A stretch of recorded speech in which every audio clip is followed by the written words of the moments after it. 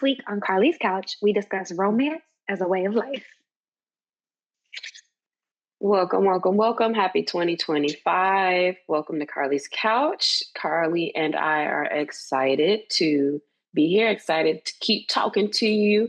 We're going to keep advancing our lives, as always, because that's just what we do. That's what our couchers do. The fans have a name? The Carlitos? I don't know. Actually, we gonna go with that. And that's it should be like the couch potatoes or something. I like that makes couch more potatoes. sense. Yeah, couch potatoes. But Carlitos is funny because I talked about this before, but the bruhs from OU call me Carlito and Carlos. Mm-hmm. So like that's just funny as hell. I like calling Carlos too. But how has the beginning of your year been, Carlie? Man, I sound super excited and like a cartoon character, but it's been very peaceful and very chill. I have eased into this new year. Mm-hmm. New Year's never really feels like New Year's to me because it's not. It's like scientifically like not even that. It's just a Gregorian calendar New Year. So spring always feels more like an actual fresh start. All of that to say. So I've just been embracing this winter and resting and going real chill. Yeah, same, because it's nice to have this time of year just knowing like nobody's really on their email that bad and, hitting you up too much and you kind of get to chill a little bit. Fortunately, my ops, shout out Buddy Israel, shout out Dominic J. Jones, who invited all of the friends over to make Christmas cookies and got every single person sick. Because every time I see him and his kids, they noses is dribbling and I'm never going over there again. I have a lot of anger in my heart about it. He had me at home with 104 temps for multiple days. For people who know me, know I do not be going to no damn hospital and doctors because I feel like they'd be wasting my time. However, I had to go to urgent care, got on antibiotics. So like I'm still trying to heal up, but it kind of sucked because actually, let me change that because if I had a regular type of traditional work, it would have sucked because it's like, dang, at least do this on somebody else's like time, like not over the break. However, I actually can't really afford that anyway to be out the count like during regular like working time. So, but yeah, I spent my kind of Christmas break and going into New Year's. I had to cancel all my New Year's plans and all the beginning of the year stuff. So I just been kind of chilling. But the positive thing out of that is because I haven't really had a desire to drink, do any drugs, do anything, because I was like, I kind of just can't. But also like I just, your body doesn't even want you to. Like I don't even have the desire. But I could tell I've been mad sharp. So somehow like this last week, I just been like working and like, oh shoot, next thing you know, it's like 8 hours instead of my usual like, kind of like by 2 o'clock, 3 o'clock. And I'm like, oh, maybe it's because I'm not stepping outside every 20 minutes. So, I've been thinking about that and how it's like, oh, I'm a little clear right now, outside of, just getting over sickness. But it's been a cool start to the year. I know sometimes, Carlie, you have like a word for the year. Do you have any thoughts going into this one? I do actually. So I was like, oh, I don't have any. It kind of dawned on me yesterday or today. So perfect timing for this. Last year, my focus was on centering joy. And so really learning how to center that in my life and what does that look like? And I think I did a really good job. And then this year, I want to focus on playfulness. Like I want to play and have more creative play and more play and more fun back into my work and things like that. Like life, it can be very hard and it can suck sometimes, but I think sometimes like I've gotten caught up in taking it too seriously and like letting stuff just be so heavy. And I don't want to do that shit. I want to have fun. I want to play. I want to bring that playful energy and that curious energy into everything that I'm doing. And so this year I'm about to be playing. I'm excited. That's cool. I have a criticism of that because I feel that every time you have a word, it's always something you already very heavily do. And like that's already heavily a part of your life. But I understand too that, we don't always like see everything, right? So like maybe you don't feel that you do that as much or that there's more space for that. But I feel like you do that all the time, every day. So that's my criticism of that. Like I almost want to hear you one year be like, I'm gonna work extra, extra hard and just go hard. Cause I'd be like, you play all the time. Well, yes, and to be fair, like Stacey and literally called me on my birthday and was like, "Where you frolicking at? You gotta know you with your frolicking ass. You be frolicking," and I Well, do, I mean, and yeah, I on your love birthday. for sure. But also, that's just a way of life. But what I'll say is, like, I think it's more of an internal thing. Like, I let stuff, like, I beat myself up about stuff and have felt so heavy about, like, not being in certain places and doing that. So maybe it's just a playful energy. I'll circle back. Working hard will never be, like, my focus. I do work hard, but I don't want that to be my energy because then that just begets more working hard, which sounds crazy, but that is what it is. I want to work smarter. So maybe if I was being real on that side, like, systems. Like, you don't rise to the level of your goals, you fall to the level of your systems. And I had to have a system for my closet. After we talked, I got a system for my finances. I got a system for working out that I like did great job last year. So maybe it's just enhancing my systems playfully. Yeah, and I'm not trying to make you change your name, your word, excuse me, but I'm just saying, like, that you basically, that's kind of what you always say you're doing with everything, is making it playful or like playing and having that air of things. For me, my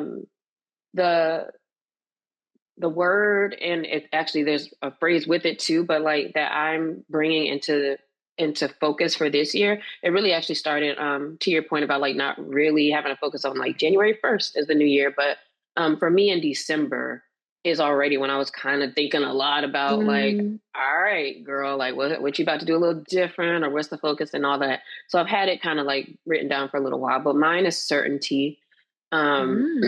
And with the phrase of like certainty beyond logic. So just really having that very clear understanding of like standing, 10 toes deep in like, this is what I know and want to happen. And also the certainty beyond logic that like literally anything happening is, is all working for the good of what it's going to be. Right. So I think what that means for me is just like, even when I was kind of redirecting and correcting myself with talking about being sick, it's just like, but what did I get out of that? What did I need out of it? Without it being like, how sometimes it's like if something bad happens and you're like, well, at least this or at least that. Like, not really like that, but just still seeing like, well, it is what it is. You can't change certain things. And so what does this play in the story? Because still, like, how can you move through all the things in that way?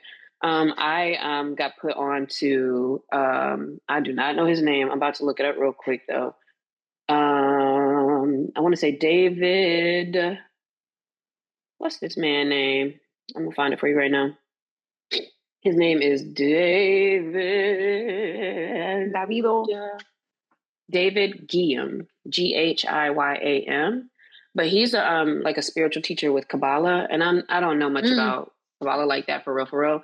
But I was listening to him as the guest on School of Greatness, like in December sometime, I think. But the way he was talking about stuff, I was like, very interesting. And like when you first hear how somebody speaks about stuff, then I was like, well, does he have a podcast? Does he got some other stuff, so I can kind of see if if I'm still rocking, or if it's like, okay, that was just like a good interview. And that's like his thing, is like really about certainty, manifestation, and all of those things, but in a way that's not just like, think about what you want, like not necessarily just like that. Yeah. So I went through his podcast too, which he only has like 22 episodes, but they're all like 10 to 12 minute long kind of episodes. Nice. But it's almost like listen to like a little mini sermon type vibe or something. But I've listened to all of his too. And I think that's part of also where, when I first heard him talking about that, the idea of certainty. And it's just like, how can you like always kind of just like be at peace type of vibes. So that's what I'll share with you now to check him out, and with the listeners. I'm like talking like I forgot we're doing podcasting right now, but I started using that app at the end of November, so it's perfect timing too, because then I was able to set it for December and do all my things, and I love it so much, and it makes me feel like I'm actually being responsible and I'm thinking ahead, and like, it's one of those things like when we had an episode and we talked about how like you can't improve a thing unless you know where you stand, kind of like when you talk about weight, but like you don't know how much you weigh, or you don't even know how much calories you're taking in, or whatever, the goals may be.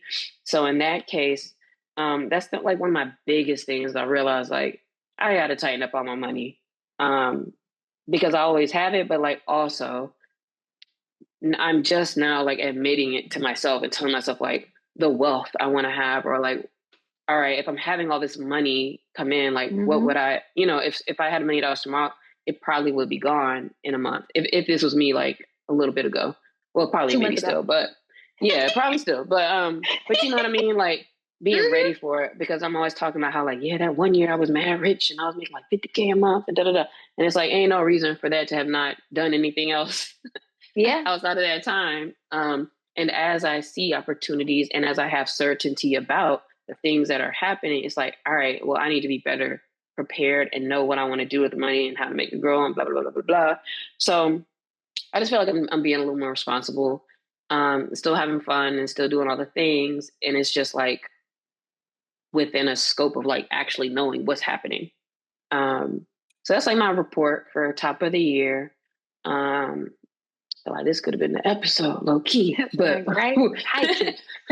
but but what we want to talk about, couch potatoes today, is romance as a way of life. This is something we were talking about a little while back, and I love romance. I don't think I always saw myself as a romantic person. Actually, I know I didn't, and I think I couldn't because of how I don't want to say bad, but how non-existent my communication was. I don't think you can be a romantic person and be a closed off type person. And I was that for a long time, maybe up to like I just have a big difference from like 35 up for me within the last 5 to 7 years of communication and all the things. Which in that time I'm like, oh, I know I'm super romantic now, or like as a person how I can be, but I haven't always been. And I just recognize that when I see things online and conversations about people talking about romance, and usually, of course, in relationship type vibes, dating and all that kind of stuff, right? And I'm always scrolling. It's like what are people talking about right now? Like, and it's not like how much your date costs, and it's not, oh, they Mm-hmm. bought me this, it did that. Like, that's just not quite what it is. And for me, that's what I would call like romance in the traditional sense. I think is like being asked to go on dates and being given flowers and chocolates and opening the door and all those things. And I think that's great. And I think looking at it as a mindset, because some people are just not romantic people. But when I think about Yeah. people that I consider romantic, it's more than just like doing a thing. So Carlie, let me actually stop talking to ask you, like, how would you define, or what do you feel like romance is beyond like, just that traditional sense? I think that romance is great question. It's one of those things is like I know if I'm trying to put words to it, I'm sorry. but You're like, great question. Like, this is not the whole episode. yeah, no. But I actually like pondering it, right? So I think it's being intentional and being very thoughtful and being like aware and paying attention. I think it's paying attention. I think it's being intentional when you love on people, when you show up for them, like getting them things. But I think it's like when you talk about it being a way of life, I really think it's that intention and attention that you're like that investment that you're making in other people. And anything to kind of make someone feel special. Like I feel like that to me is like romantic. When you think about friendships, when you think about romantic relationships, like even romantic at work, not in a creepy way, but like people who are just really thoughtful and intentional Mm-hmm. and show up and kind of like love on people in the way that they like to be loved on, which is not sexual. For example, Lala, she was on the podcast last week. Like her love language is acts of service. And so when we worked at the gym, I would do things because I know that that's helpful for her and it's not extra for me, but it like means the world to her. And I feel like that is like something romantic, like with friends, like in the way I'm showing up. Mm-hmm. And also, one of the biggest things that I take away from what you're saying too is it requires you to actually listen, and know people and pay attention to people to be romantic. Because just because, and I think that's why sometimes it's like, just because we went on this date and it cost $800 doesn't necessarily mean that was romantic. If you didn't even really, like, it's not like there's anything below the surface of like, oh, this was a restaurant I mentioned, a couple weeks ago randomly, or like, that part of it. And for me, when I think about romance as a a way of life. For me, it's just like it's a way. It's how you do things is what makes something romantic. Is how you do things. I got a perfect example. So you said like it's not a restaurant that you mentioned. Like, okay, it could also be flowers. Like if you're doing something to check a box, it's not necessarily romantic just because you do the thing. Like you got me a dozen red roses, which are beautiful and I'm grateful, but you don't know what my favorite flower is. You've never asked. You've never paid attention. I like pink roses. I don't like red. And I'm not saying I'm not grateful for the thing, but the romance in that is knowing what I love. I might just want one single peony. And that means the world to me because it was my grandma's favorite flower and it was this versus like doing stuff to check a box or look a certain way to outside people. That's exactly right. And I have exactly a similar story where I was in a relationship where, you know, they knew I really love flowers and they got me a flower subscription. And for me, I was like, oh, that's cute. I like that. And I got my flowers, I think it was like a monthly, right? The first month I got some flowers and it had, you know, they could put something on the note and da da da. And I got that and I thought it was so cool.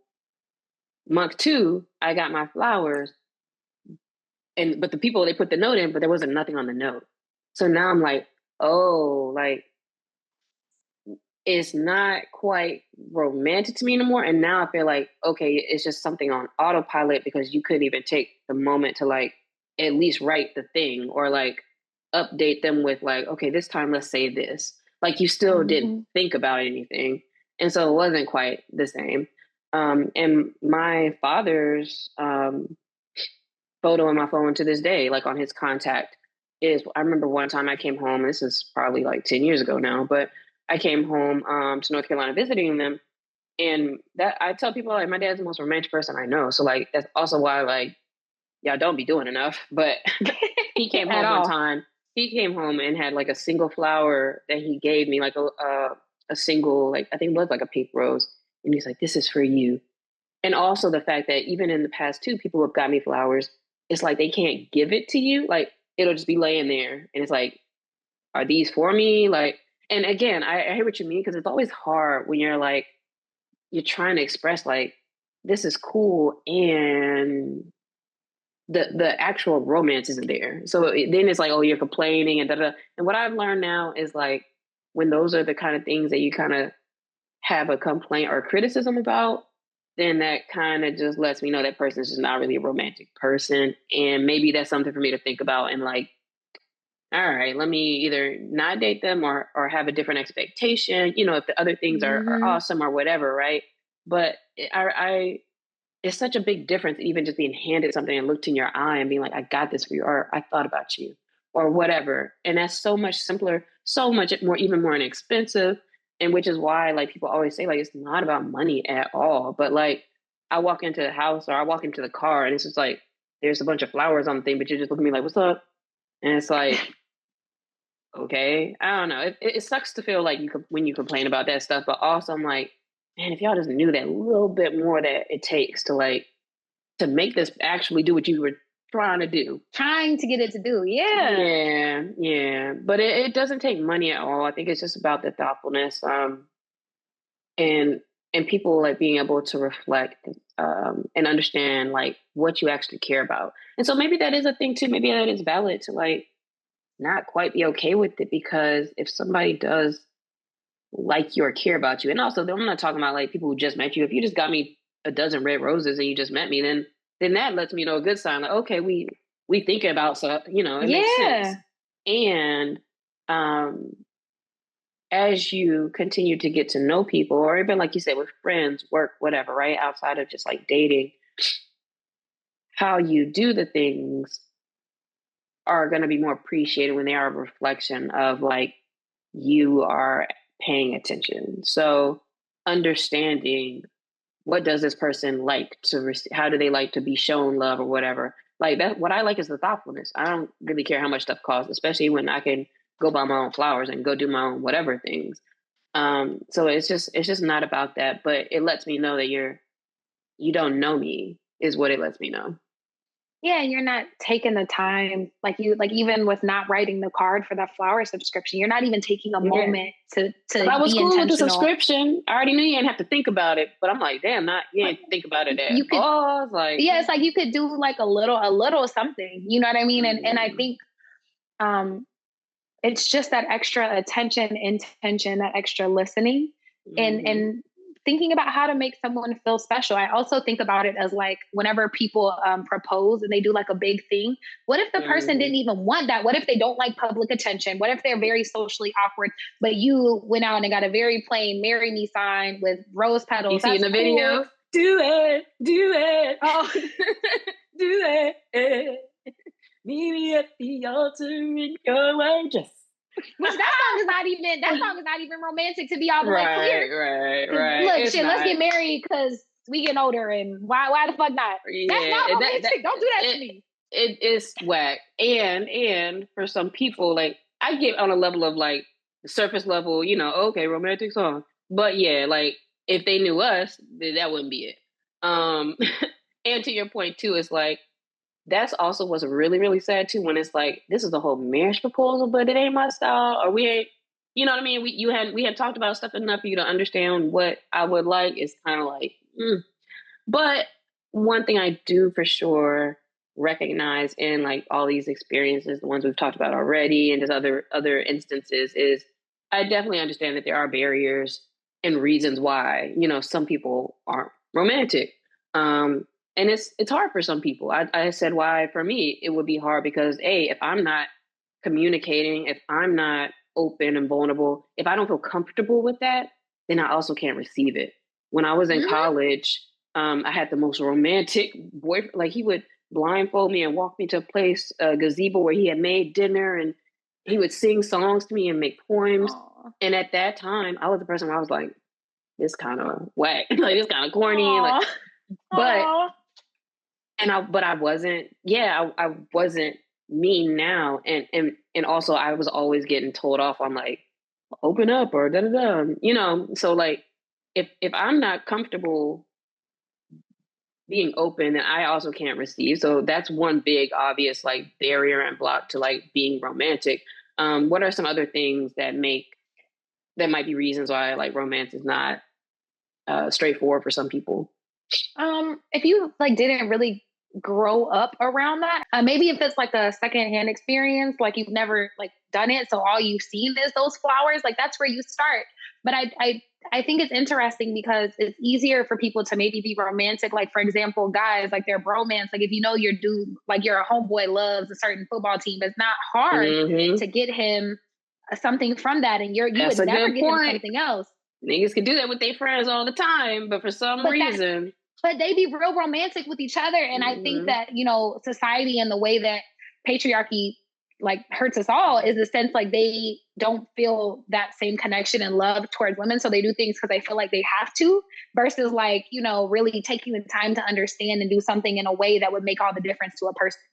and I don't know if they might not want to admit this, but like it's almost like a you can't submit. You don't feel submissive in a kind of certain sense to women in the same way. Like actually, you actually do care more about what your boys think about you than this woman in your life. So that's a thing too. I see it.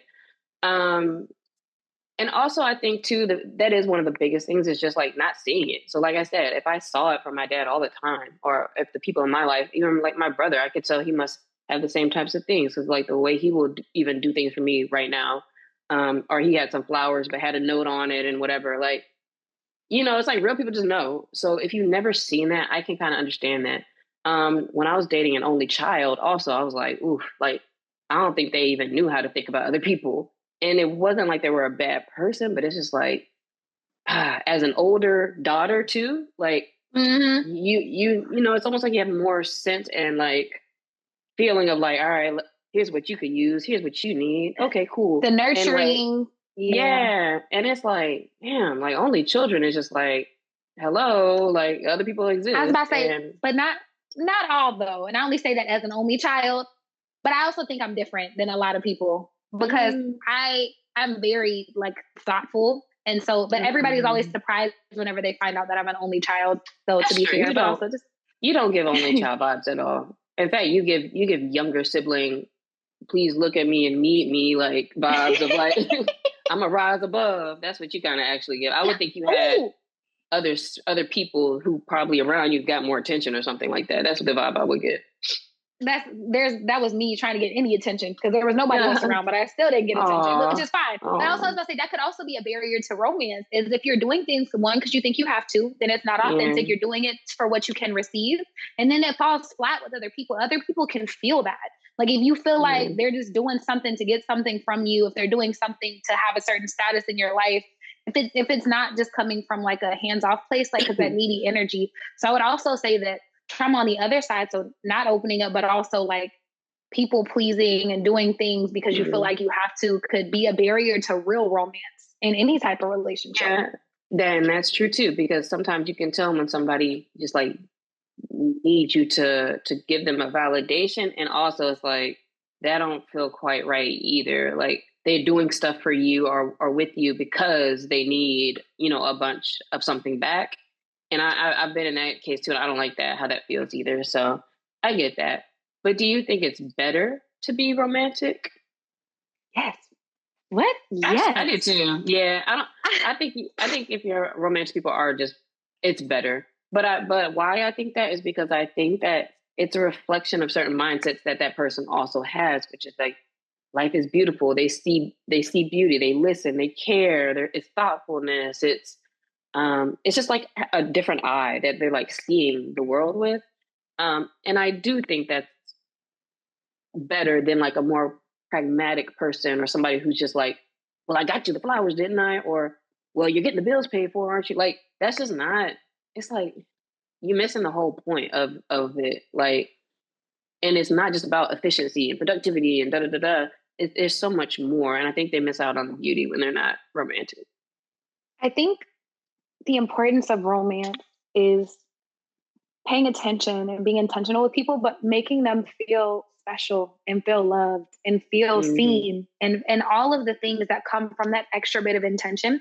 And so I think that people miss out in relationships and friendships whenever they don't have that. And so yes, I think that not being Mm-hmm. romantic, like not having romance is like that would suck. I don't want that life. I don't want that from a partner. I don't want that from friends. Like Yeah. I would say I have cultivated a life and maybe that's because how I am, but like where people are so intentional with me and like they see me and they do little things. It could be the tiniest thing ever, but like just whenever you see someone and you let them know, it's like that extra bit of like thing for their day. It kind of like puts a little Mm-hmm. extra pep in their step.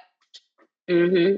And you feel better doing that because even with the same people I'm talking about before, right, who might not have been romantic to me, it's real funny how like when I know how to do things a certain way or set them there, and they're always like, wow, you always know how to make me feel appreciated. And da-da-da. I'm like, okay, so you see it and you feel it and you get it, but like, why you can't do it? But that's neither here nor there. I've recognized that I hate my least favorite emotion is feeling disappointed.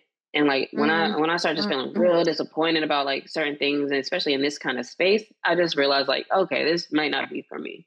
So a couple tips as we get ready to wrap up on living romantically. The first one that I'll give is just that mindfulness and intention.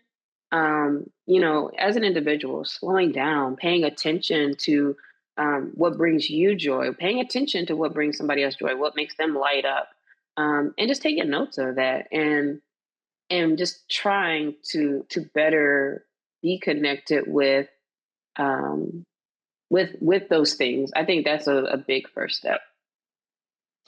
I think so too. I think that's the most important, and that will be the beginning of romance. If you feel like you can't be Hmm. romantic, you're lying to yourself because all it is a little bit of Hmm. intention and effort. That is all romance is, and then action. Because I guess if you're not acting, so intention, Hmm. attention, and effort and acting. But then the next one is thoughtfulness. Like it doesn't matter how much something costs. It matters Hmm. the intention behind it because you can give someone a purse and send in a box. Okay, that's cool. Maybe that'll make their day, but like how hard is it to add a little note in there? How hard is it to Hmm. know which color is their favorite or which flower or what their Hmm. favorite food is like on their birthday? Like what is that little extra thoughtfulness do versus just like buying them random things. And with that too, I'll add like push your comfort zone and push your comfortability with vulnerability. Because one thing also I noticed too is like we all know what a rom-com does. We all know what the lines could be in a combo when you see in, watching it on screens of things. But imagine actually doing that, or like how you say something to somebody, how you touch their arm, how you do things, right? It's like you know what it looks like, and it's scary to do it sometimes. And so I would say push that comfort of doing that. And rejection is probably another reason people aren't romantic, and that's Mm-hmm. real because if they're not the person for you in a romantic relationship, they might not receive that in Mm-hmm. a real way. But that doesn't mean you shouldn't be romantic. It's just the wrong person, and Yeah, keep it yeah. pushing, and then put that attention on someone else who wants it. And like you said before too, sometimes I mean you do it too much, or like they don't like you, or like you ain't there yet, right? Like, so I think a lot of times I'll see people do that too, where it's like they do a whole lot, and it's like they didn't appreciate, didn't like it, and it's like they don't even know you, like they need all that right now. So pay attention to everything. But this week, I want you to think about how you can incorporate romanticism and romance into your daily life. Start with a small gesture, do something a little different. Also, paying attention to the romance that is coming your way and the things that you can receive and what you can do, and just see how it feels. Notice how you feel, and let us know at Carlie's Couch on everything. Um, any comments or thoughts you have about romance as a way of life um, from today's episode. Yeah, just try. That's it. Mm-hmm. Literally, just try. Try to pay attention a little bit more, and then I do want to hear. So please hit us. Because yeah, I love romance. Romance makes life better. So I'm very excited. I feel like an anime character with all like Yeah. heart eyes right now. All the hearts Exactly. exploding. Well, see you all, and we'll see you next week. Bye, y'all.